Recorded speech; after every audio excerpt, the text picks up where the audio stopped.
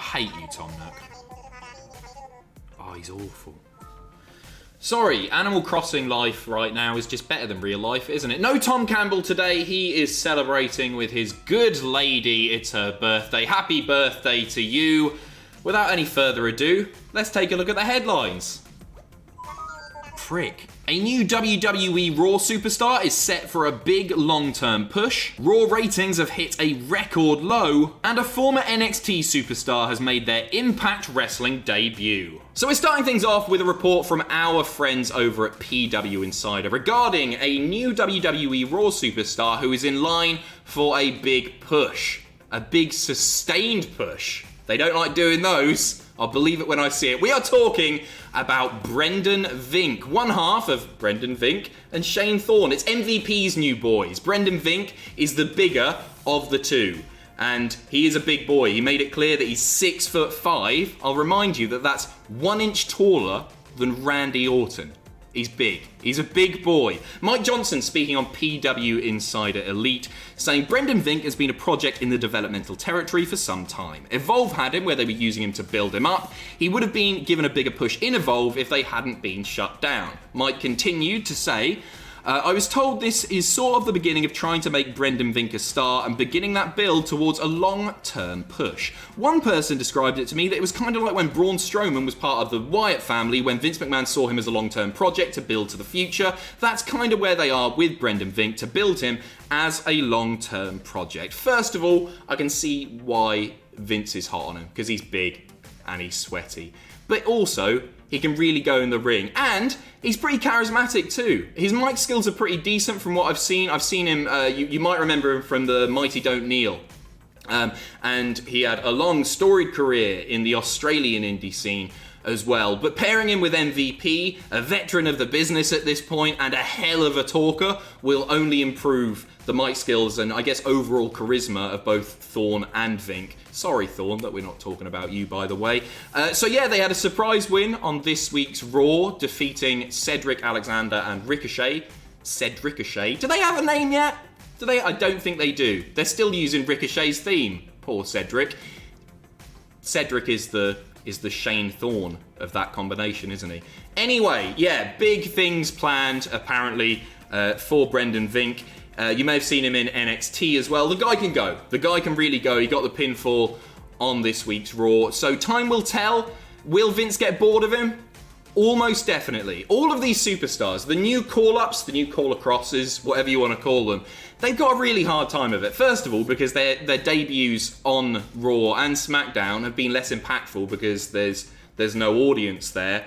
But also, with declining Raw ratings, they've essentially got big shoes to fill. We'll talk about the Raw ratings in just a second too. But keep an eye on Vink. He's 6'5", and Vince is hard. And now let's talk about those Monday Night Raw ratings from this week. The ratings are in and it's disastrous news for WWE.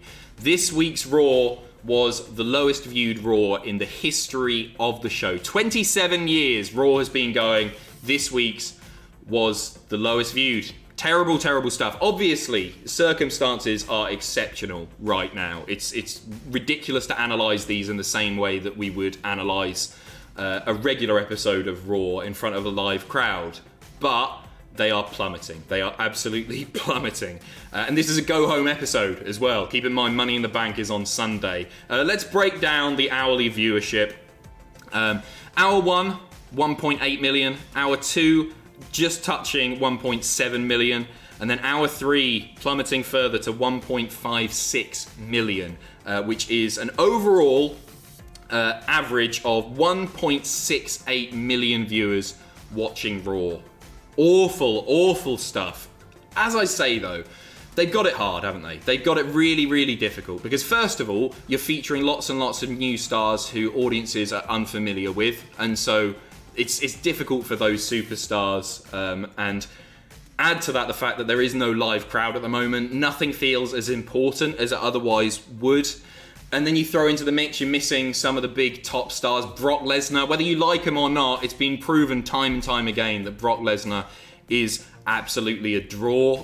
But yeah, essentially, wrestling in front of nobody just isn't as good to watch, is it? It's not as fun. We can still get excited about the things we're seeing. The matches themselves often are great. And I think the in-ring quality of Raw has been really consistently good over the past, few months now.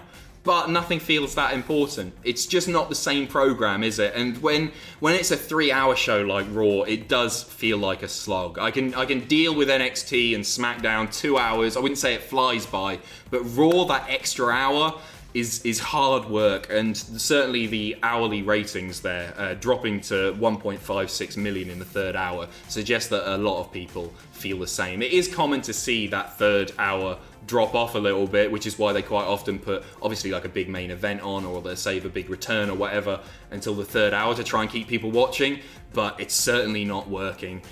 I'm not going to continue analysing these because it is an exceptional time, and wrestling overall right now, WWE just feels so very, very different. It's a weird TV program to watch. They're doing everything they can, but certainly bad news for Vince and all of WWE. I just hope that the new call-ups, the new call-acrosses don't get punished as a result of this, because it's very much out of their hands. They've got big shoes to fill, as I say, but yeah, we'll see. Next up, we saw a former NXT superstar make her Impact debut on last night's episode of Impact. We are talking about Kimberly.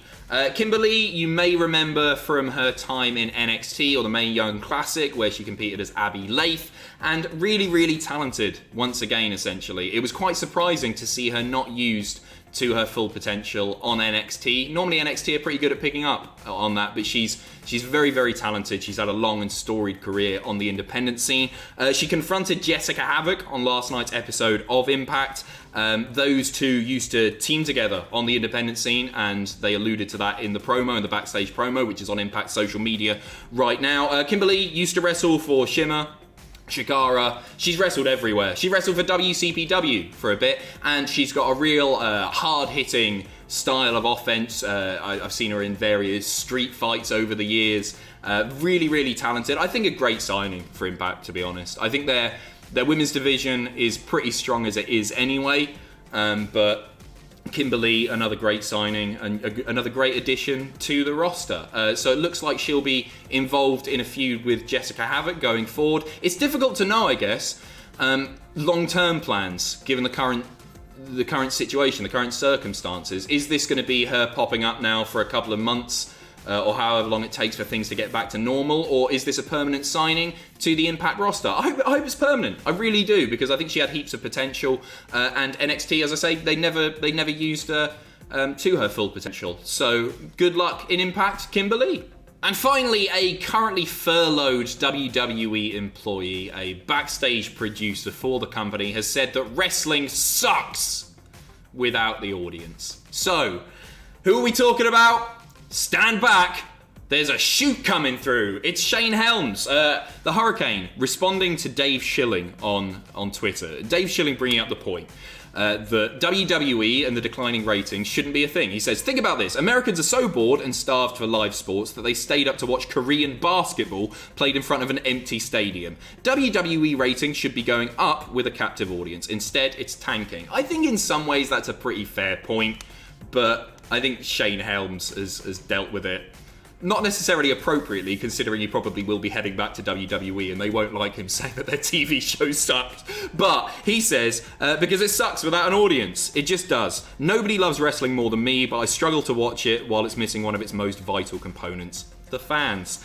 It's just like watching stand-up without a crowd. No matter what, it just won't be as funny. And I think that's a really fair point. And I'll just repeat what I said earlier, essentially, is that I really feel sorry for, first of all, the new call-ups, the call-overs from NXT, the people that we're seeing for the first time, or a lot of viewers are seeing for the first time, but also for the current champions. No more so, forget Braun Strowman, I don't care about him, than Drew McIntyre. It was a great moment, and he really made it work at WrestleMania in front of nobody when he reached out to the camera.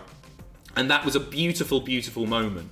But it's very difficult to sustain any level of investment when the crowd aren't there, because the crowd are just such an important part of this. And I don't know, I just hope this all gets back to normal as soon as possible, and that Shane Hurricane Helms still has a job when he's shooting on his employer. His sort of employer. You know what I mean. Have a good Wednesday. Predictions coming up this afternoon. See you in a bit.